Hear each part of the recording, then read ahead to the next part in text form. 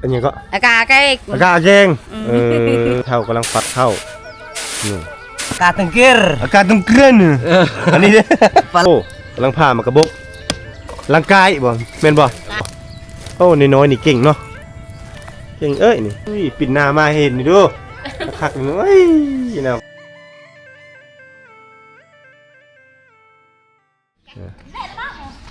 อันนี้ซิแม่นเริ่มไปให้แล้วพี่น้องนี่แต่ละคนเริ่มไปให้ไปสวนเขาจะไปเบิ่งบรรยากาศทางด้านนี้ก่อนพวกพี่น้องเพนเพิร์ดเขาจะตากเอาได้พี่น้องเคยเห็นบ่เพนเพิร์ดเอามาตากเอาส่วนหลายเขาจะใส่แล้วทิ่มอันนี้ใส่แล้วตากพี่น้องคือว่าแล้วอิงตามเศรษฐกิจเนาะเฮาบ่มีเฮาก็ตากไปเอาไปใส่นั่นปุ๊บแล้วโอ้จ่าโดยบ่จะโดยเด้อโอ้จ่าระเวจ้ากาโอ้จ่ากากินข้าวกับป่าพี่น้องได้หลายบ่กาเนี่ยลูกชายไปใส่ไปรับโอ้ไปลำพี่น้องโอ้อันนี้เขาเอิ้นว่าหยังนี่อันนี้รักบ่นี่อากาเกงโอ้ตัวนี้อากาเกงอากาเกงบ้านแถวตุ้มลีแถวตะโอยเอิ้นรักอันนี้เสียรักอันนี้อากาอันนี้ก็อากาเกงอากาเกงอากาเกงนี่พี่น้องมองลอยตามองน้อยๆไปใส่ได้ปลามากกับสิประมาณนี้เอามาให้เราได้กินตัวแบบนี้แกงบ่ปิ้งโอ้ปิ้งปิ้งกินพี่น้องโอ้ง่ายๆวิธีชีวิตกับเจ้าอ้าวทางนั้นบ่กินเลยเขาโอ้กินข้าคกเลยเนาะเจียวบ่นะฮะเจียวปลาเลยเจียวปลาแล้วโอ้กินในคกเลยนะพี่น้องเลยคักพี่น้องเนาะกินคกอีกขี้คานขี้คานใส่ถ้วยขี้คานล้างเนาะล้างแล้วเดี๋ยวคานใส่วันนี้ไปใส่ต่อมันกินข้าวแล้วไปทางให้บ่โอ้ยมันนี่พักเมื่อยเนาะไปหลายมื้อแล้วพักผ่อนก่อนขอบใจเด้อกินข้าวอ่ะเชิญแซ่บด้วยเชิญแซ่บหลายๆขอบใจหลายๆเด้ออยู่ดีมีแหงบันชวนนี่พี่น้องอันนี้คือบรรยากาศภาพมุมสูงเนาะจะเห็นเมทัลกำลังดังไฟหรือว่าเมียนเฮือนเมียนซานเนาะโอ้จากาบ่นะไปแล้วพี่น้องไปลิ้นมื้อนี้ส่วนหลายเขาจะพักผ่อนหลายเนาะไผถามไผก็พักผ่อนเนาะอันนี้กำลังฟัดเข้านี่ยังเห็นนี้เนาะบางครอบครัวก็กำลังโอ้ฟัดเข้าแต่เช้าเนาะตามเข้าว่าไม่เท่าตามเข้านี่พี่น้องกำลังฟัดเข้ามีหงสีบ่มีหงสีจะบานนี่พี่น้องเข้าหน้าเนาะนี่เนาะโดยเนี่ยโดยเนี่ยโอ้งามเนาะเข้าหน้าเนาะเอาเพชรแนวพันธุ์ได้เลยแหละนี่พี่น้องวิถีชีวิตยามเช้าไม่เท่ากำลังฟัดเข้านี่ใช่เสียงเฮิมเตะยะกี่โอมเฮิมเอ้ยเบาเป็นระยะฟัดเข้าอ่ะโฮมโดยนี่เข้าไม่เท่ากำลังฟัดเข้าโอ้ยเนาะเป็นวิถีชีวิตพื้นบ้านแบบดังเดิมที่หาชมยากพี่น้องเนาะวิถีชีวิตบูฮานดังเดิมเห็นไม่เท่ากำลังฟัดเข้าเห็นลานน้อยกำลังล้างหน้ากำลังเกียบไปโรงเรียนเนาะนอลาเนาะบ่เรียนห้องใดล่ะเจ้าโอ้ป.5แล้วสมเชยดีลายห้องป.5แล้วโอ้อันนี้ไม้พี่น้องเนาะนี่เนาะผู้อันนี้แม่นไม้ไล่เนาะโอ้ก็เราจะเอาเฮ็ดยังอันนี้ไม้ไล่นี่อันนั้นทั่วโอ้เฮ็ดสวนบ่เฮ็ดคือเนาะคือเขาเนี่ยเฮ็ดสวนพักนี่ยามนี่แม่นยามหนาวแบบบ่มีตะนางกำลังเฮ็ดเอาอะไรตัวนี้แหละคักเนาะอันนี้สิเขาเอิ้นว่าคนดุได้นี่ได้มันคนบ่ดุนี่เฮ็ดบ่ได้นี่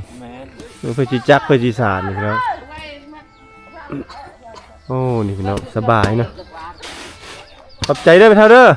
โอ้ทางนี้ได้อากาศ2ตัวเลยเนาะไปให้บ่โอ้หูหนวกบ่ได้ยินโอ้ได้หลายเนาะให้ไปใส่นี่ใช่มองใส่มองเนาะได้บักหลายๆนึงพี่น้องนี่ปลาเพิ่น ผัวบ่ไปหานี่ ผัวเมียบ่ได้ใช่หมอ นี่อันนี้เพิ่นปลาลาดอันนี้ปลาลาดได้บ้านข่อยได้อันนี้โอ้หลายแนวปลานี่พูโอ้นี่ปลาเขียวไก่บ้านข่อยนี่เอิ้นนี่ปลาเขียวไก่อันนี้บ้านเจ้าเอิ้นปลาหยังอันนี้ อากาศตังเกร อากาศต้องเกลือนอันนี้เด้ ปลาอาจูร อาจารย์โอ้ได้หลายเนาะแต่ละมื้อได้ซ้ำนี่บ่ ได้ชั้นนี้เนี่ย โอ้แสดงว่าแม่น้ำนี่ยังอุดมสมบูรณ์อยู่นี่ จ้ะ อุดมสมบูรณ์หลายพี่น้องเนาะ ในเฮีย อ้าวปั่นกันได้นี่เนาะ ทำกันกับแม่ กันทั้ง อ้าวนายเฮีย เออ อันแม่เนาะให้แม่อ้าวเจาะตุ้งตุ้ยแล้วใส่กระเป๋าเพิ่นว่ะ เจาะเป่าเลย อันนี้กำลังสิไปทางให้บ่แม่เฒ่าคือมีพามีหยังพร้อมนี่ บ่ ฮะ ไปทางให้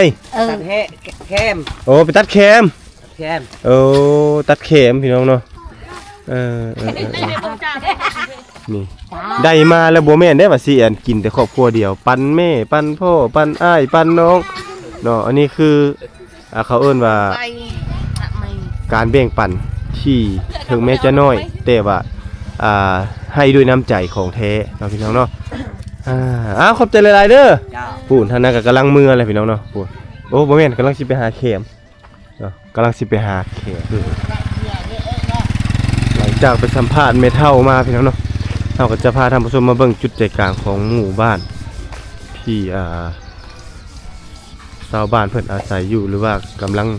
ดำรงชีวิตพี่น้องปู่ท่านนั้นกำลังพัดหม้อ โอ้พัดหม้อล้างถ้วยเลยเนาะอันนี้กำลังโอ้กำลังผ่ามากระบกร่างกายบ่แม่นบ่ ตาย ร่างกายผ้าเราเอาไปขายเนาะ นั่นแหละ ทางนี้กำลังฝิงไฟพี่น้องอันนี้แม่นตัวเศษเรือจากเพิ่นลิอันนี้เป็นแขมพี่น้องเนาะใบมันยังจะเอาไปขายก้างมันนี่เอาไว้จุดฝิงไฟแต่ละเสาคันจุดปะบาทเดียวกับมื้อหน้าบ่มีอันฝิง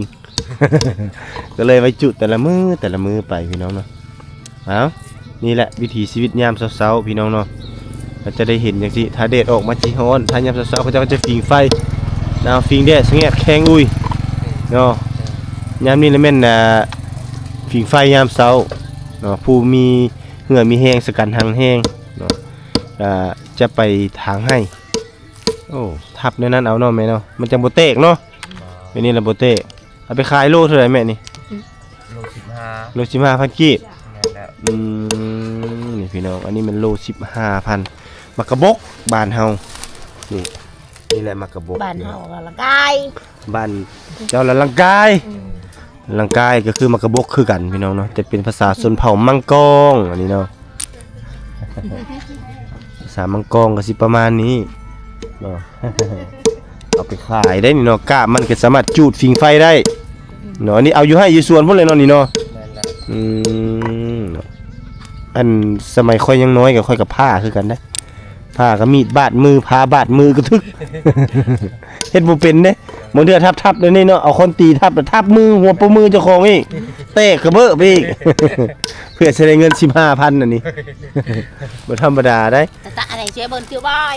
นั่นแหละเพิ่นว่าเฮ็ดนี่แหละเพื่อจะไปขายเพื่อจะไปซื้อเกลือเป็นนัวเพิ่นว่าเนาะขอบใจเด้อ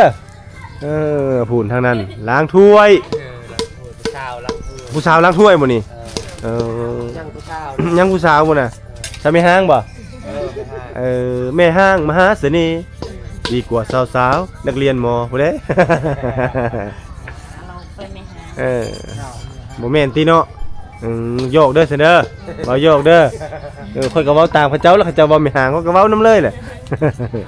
ให้ไม่ห่างตาหน้าได้ ให้มาห่างต่อหน้าบ่เอ้ยเว้าเนาะเอาผัวแล้วก็ให้ผัวเดียวเมียเดียวเนาะ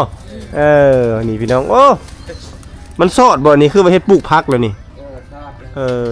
เนาะกระซามบักใหญ่ปลูกผักนี่พี่น้องนี่อันนี้มันเสาเดียวต้นขึ้นมานี่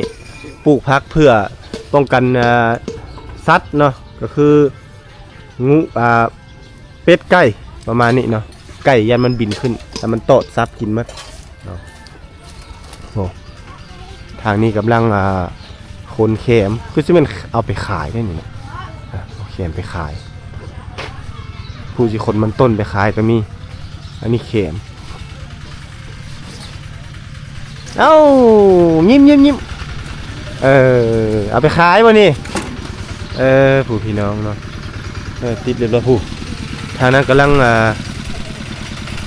คนมันต้นพี่น้องใส่รถซิงค์เพื่อจะไปขายเห็นเด้ความดุความมั่นหาเงินหาคำของเขาเจ้าเนาะยามเช้านี่เขาจะเอามาขายอยู่นี่แหละเขาจะเอาไปขายต่อบ่แม่นี่เนาะคักเนาะลูกหลานช่วยกันพี่น้องร่วมด้วยช่วยกันนี่นี่เห็นสิ่งแม่นแล้วเขาเจ้ารับซื้ออยู่นี่รับซื้อแล้วก็ไปขายต่อโอ้น้อยๆนี่เก่งเนาะเก่งนี่สบายพี่น้องบ่ได้เรียนหนังสือบ่หลาน2คนนี่เรียนแต่สวยก่อนเนาะยามเช้าเนาะก่อนสิไปโรงเรียนพี่น้องเนาะสวยเวียกครอบครัวก่อนเอาแล้วปลานี่บ่ไหม้บ่นี่พี่น้องจักไหม้จักบ่เลยเบิ่งค่อยพลิกก่อนเด้อแทนโอ้ยพอดีปลาหมึกซิบเลยนี่พี่น้องโอ้ปิ้งปลาเพิ่นนี่ปิ้งปลาให้เพิ่นก่อนเพิ่นค่าเฮ็ดเวียกพี่น้องเนาะเพิ่นค่าเฮ็ดเวียกนี่ให้อาจอเฝ้านี่อาจอ3โตนี่เฝ้าปิ้งปลาพี่น้องเอ้ยเฝ้าอากามันร้อนแล้วมันกินบ่ได้คันมันเย็นนี่อากาศจาเลยนะนี่แหละ แล้วคนบ่ได้กิน พี่น้องโอ้ได้แล้วขอบใจหลายๆเพิ่นว่าคันเจ้าอยากกินเจ้าก็กินเพิ่นว่าโอ้เห็นแต่เขาสิกินลงเพราะว่าถ้าเจ้าเพื่อสิไปหาปูหาปลานี่ได้มาเนาะกินหมดครอบครัวเลยเนาะคูณพี่น้องอันนี้แหละมาทหารพรานของหมู่บ้านพรานแต่น้อยเด้ยังน้อยยังเฮาคักเว้ย อันนี้จะเอาไปตากบ่นี่แม่เอาไปตากเพื่อไปขายนี่ไปตากเอาไปตากแด้พี่น้องเอ้ยบ้านเพื่อนเพิ่นบ่มีพื้นที่เพิ่นเลยสิขนใส่รถไถเพื่อจะไปตากอันนี้นี่จากการสอบถามนี่อันนี้มันเขาจะมีพ่อค้าคนกลางบ่ว่าจะเป็นคนลาวเนาะแต่สุดท้ายก็จะไปขายให้เวียดนามก็จะเอาไปขายต่อน่าจะส่งไปจีนหรือว่าไปยุโรปประเทศที่หนาวๆบ่แม่นน่าจะเอาไปเฮ็ดฟอยอย่างเดียวอันนี้คือเขาจะเอาไปมันสิเป็นวัตถุที่เขาเอิ้นว่านำวัตถุไวไฟบ่อีหยังประมาณนี้พี่น้องที่เขาจะเอาไปอบถ้าเป็นนิ้วเป็นหยังก็เป็นวัตถุไวไฟก็ได้แต่ว่าถ้าเฮาไปอบแล้วมันจะเกิดเป็นกระแสไฟที่ว่าไวหรือว่าจุดไฟติดไฟได้ไวแต่ตัวนี้นี่จะเป็นนี่มันจะอุ่นๆเนาะก็คือน่าจะไปทดแทนเป็นพวกผู้ประสบภัยหนาวมาอย่างต่างๆเนาะเขาจะเอาไปแบบว่าให้มันมีความอบอุ่นนะเฮาก็บ่ฮู้จักสิว่าเขาจะคือกันเนาะอันนี้ก็ไผฮู้ก็ช่วยบอกช่วยแชร์ประสบการณ์ใหม่ๆมาได้เนาะอันนี้นี่สังเกตบ่ว่ามันคืออุ่นๆมันก็งงคือกันเนาะโอ้มันอยู่หลายๆชั้นแล้วมันอุ่นบ่อุ่นเนาะแม่นคักเนาะเฮาจับเนาะอุ่นๆนี่มีอายควันเงินพร้อมแบบว่าเฮาแม่นเป็นกล่องมันอุ่นหมดเขาทำกล่องๆติ่งๆนั่นเนาะอันนี้แม่นได้ยินเวียดเขาเจ้าถามเวียดเขาเจ้าก็บ่ฮู้ดอกบ่แม่นเอาไปเฮ็ดฟอยอันนี้เอาไปเฮ็ดแบบว่าวัตถุไวไฟหรือว่าเป็นประเภทผ้าห่มบ่ได้นี่ได้ตัวนี้นะแบบยุโรปมันหนาวเด้ยามนี้เขาเจ้าจะเอาไปเฮ็ดแบบเป็นผ้าห่มบ่เป็นแบบวัตถุไวไฟไปจูดไปฟิงนะไปอบเขาจะอบก่อนอันนี้ตัวนี้เนาะนี่ได้พี่น้องเอ้ยเอาไปจากประเทศลาวพี่ได้ บ่ธรรมดาได้นี่เนาะยังลายอยู่เนาะเข็มนี่เนาะลายแต่ว่าชาวบ้านบ่ค่อยได้ไปเฮ็ดแล้วแม่นบ่แม่นอยู่ผู้บนลำบากเนาะเพื่อสิเอามาได้กันเนาะโอ้ยพี่น้องบ่แม่นว่าของง่ายเด้อว่าสิเอาหาเข็มหาหยังมาขายได้ถือว่าต้องปีนภูปีนผาแท้ๆเนาะเฮาฮู้แต่จุดที่เขาเจ้าเอามาฮอดเฮือนแต่บ่ฮู้จุดที่เขาเจ้าไปเอาเนาะบางคนก็ไปหมดมื้อขอบใจเด้อขอบใจหลายๆโอ้มะม่วงก็กำลังเป็นดอกโดยเขาจะมาตากคือจังซี่นี่พี่น้องนี่เบสัตว์เลี้ยงนี่กำลังไปทางให้เลยนี่เนาะ ทางให้บ่นี่พี่น้องพาคนละดวงไปทางให้แล้วนี่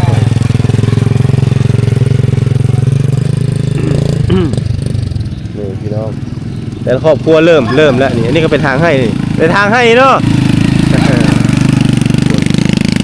3-4 ดวง 5 ดวงเลยโอ้ละหัวปูพุ่นละบอกเขาจะไปทางให้เนาะเด้เขียนพี่น้องเขียนพระตาตามเดินบ้านนี่เลยเนาะถือว่ายามนี้บรรยากาศวิถีชีวิตยามนี้แม่นเริ่มไปทางให้ทางสวนหลายทางหมาทางอาโจครบเลยทางนี้โอ้หากระซื้อมองมาบ่นี่พี่น้องอันนี้มองออกปลาใหญ่เลยเนี่ยปลาเคิงเลยนี่เด้ธรรมดาได้นี่เนาะมันถือนี่ถือปลาใหญ่เลยโอ้สัตว์เลี้ยงของเพิ่นเนาะเต็มตารางเต็มทุนบ้านอ้าวไปทางใดตัวนี้เอาไปทางนี้ดีกว่า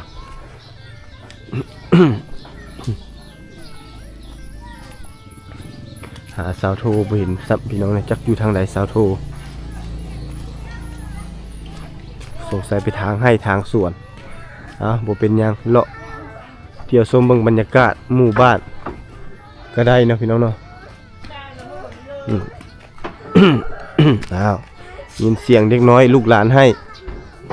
บ้านชวน วันชวน โอ้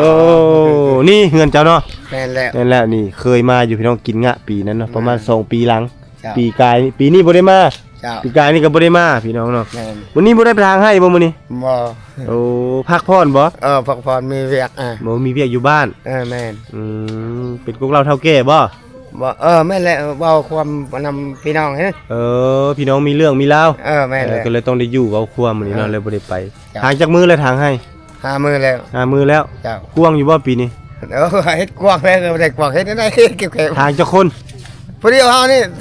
เอาเมียได้สาลูกเด้ เขานั่นเชียร์ยามันต้นนี่ เฮ็ดทั้งเฮ็ดสวนมันนำ แม่น แล้วก็เฮ็ดให้นำ เจ้า เฮ็ดแต่ให้บ่มีนาบ่ บ่แม่นแล้วบ่มีนา มีแต่ให้อย่างเดียว เจ้า ทางผู้เดียวโอ้เฮ้เสยเนาะกวางเติบแล้วนี่เนาะ เฮ้ยกว้างเลย พี่น้อง กว้างเลย เฮ็ดกวางเติบเลยได้พี่น้องเนาะ เจ้า ขอบใจเด้อ เจ้า มันชวนอยู่ดีมีแฮง เจ้า ไปเมืองนอกก็ไปเว้ เจ้า อยู่เฮือนเด้อ เออ นี่พี่น้องอันนี้แม่นอุปกรณ์ในการไปทางป่าได้นี่เนาะนี่ไปทางให้เนาะทางให้ทางสวนจะโดยโอ้กินข้าวอ้าวใช่จะโดยกับยังเอาแล้วลูกมึนแล้วบัดนี้เอาจ้าแหละจ้าเลยเดินเซ่กินข้าวกับยังกินข้าวกับปลาขออนุญาตเด้อขออนุญาตถ่ายหน่อยเด้อยังจะดูนี่พี่น้องขึ้นมาเจอกำลังกินข้าวจ้าอาการนี่เนาะเห็นบ่อ้าวคือแตกหมดแล้วนี่กินได้ไหมจ้าแหละกินแล้วเอาแล้วบานนี่โอ้คือหลายคนทำผู้หญิงเฮือนนี่หลายเนาะเป็นไพ่หมดบ่เป็นไพ่เฮือนนี่บ่บ่แม่นบ่ ลูกสาว จะเป็นลูกสาวบ่อันนี้แหละลูกสาวหมดบ่ได้ผัวจะคนเลยนี่ ได้หัวแล้วคนนี้ ผู้หนึ่งบ่ผู้นี้บ่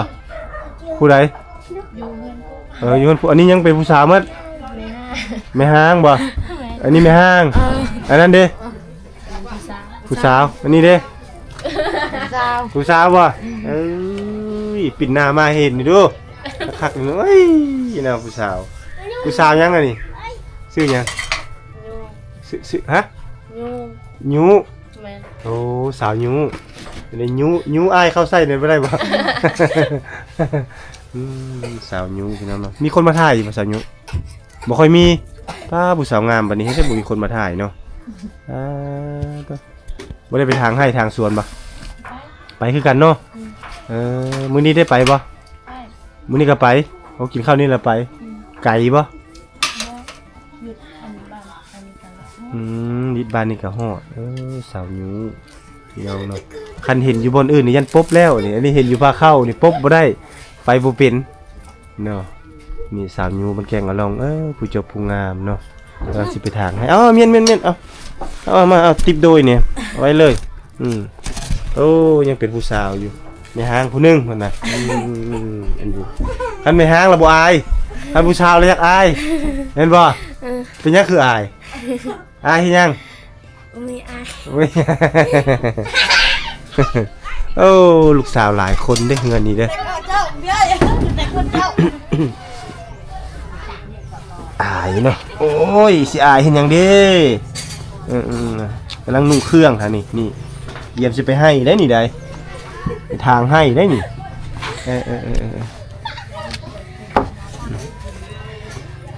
ไปทางให้อยู่ผู้ย่างไปปะ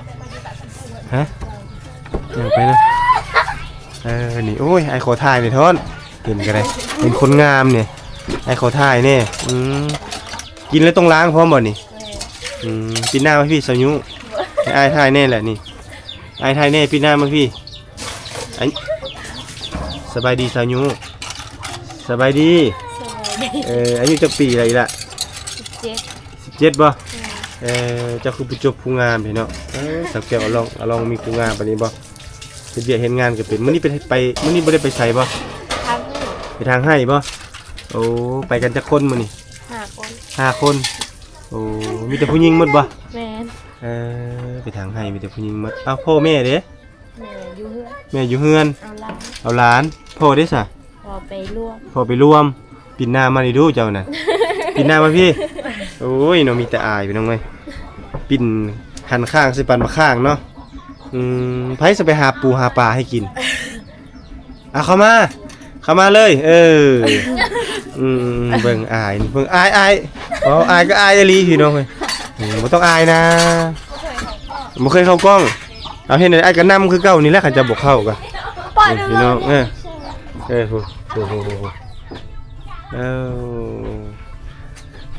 เข้าไปคือเก่าอายแฮงบ่พี่น้องอายแฮงเอานั่ง2คนก็ได้จังบ่อายเอา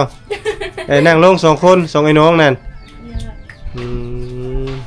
อยู่กันจะคนครอบครัว9 คนบ่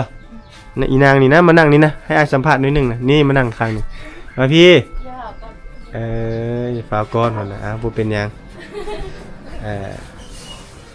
นี่อันนี้ก็เป็นน้องบ่เป็นเอื้อย เป็นน้อง เป็นน้องเพิ่นน่ะบ่อันนี้ชื่อหยัง ชื่อ ฮะ น้ำ หยาบโอ้ยูหยาบยามโอ้ยามใดมื้อนี้ไปยามอยู่ไสมื้อนี้ จักปีแล้วเจ้า โคจัก บ่จักเลยอ้าว16เนาะยู17อันยามต้อง16เนาะประมาณนี้พี่น้องเนาะไปกำลังสิไปทางให้อันนี้แม่นหมดเลยบ่นี่อันนี้น้องบ่แม่นบ่นี่2คนนี่ น้อง กำลังสิไปโรงเรียนบ่น่ะเรียนหนังสือนี่พี่น้องกำลังสิไปเรียนเนาะสาวยูสาวยามนี่เด้ผู้เอื้อยนี่เด้ชื่อหยัง ชื่อลิง ฮะ ลิง ลิงโอ้ชื่อเรางามเนาะชื่อเราเนาะชื่อลิงนี่พี่น้องเนาะอันนี้สาวงามบ้านป่าบ้านอะลองใกล้ๆนี่แหละพี่น้องเนาะ